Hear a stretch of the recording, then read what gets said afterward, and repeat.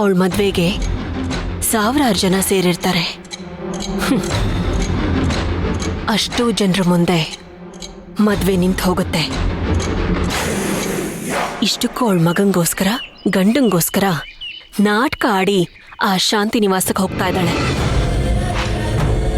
ಯಾರಿಗೋಸ್ಕರ ಇಷ್ಟೆಲ್ಲ ಮಾಡ್ತಿದ್ದಾಳೋ ಆ ಮಗು ಇವಳ ಮಗು ಅಲ್ವೇ ಅಲ್ಲ, ಇವಳ ಮಗುಗಮ್ಮನೇ ಅಲ್ಲ. ಈ ವಿಷಯ ಎಲ್ರಿಗೂ ಗೊತ್ತಾಗೋ ಹಾಗೆ ಮಾಡ್ತೀನಿ.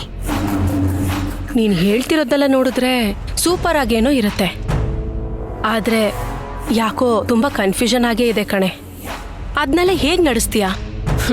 ಇಲ್ಲಿರೋ ಅರ್ಚನಾ ಮದ್ವೆ ಮಂಟಪಕ್ಕೆ ಹೋಗಿ ನಿಂತು ಸತ್ತೋಗಿರೋ ಶಾಂತಿ ನಾನೇ ಅಂದ್ರೆ ಹೇಗಿರುತ್ತೆ?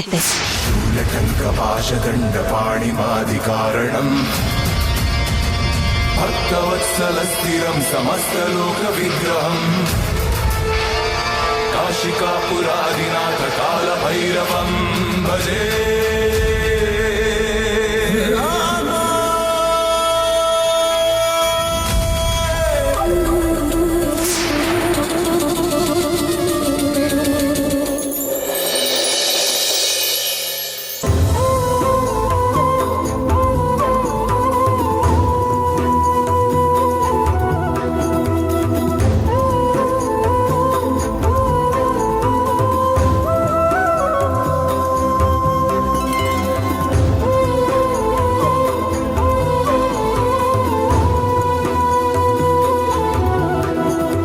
ಅರ್ಚನಾ, ರೆಡಿನಾ?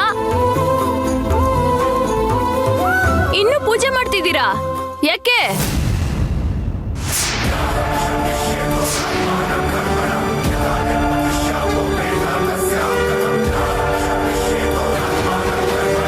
ಅಪಶಕುನ.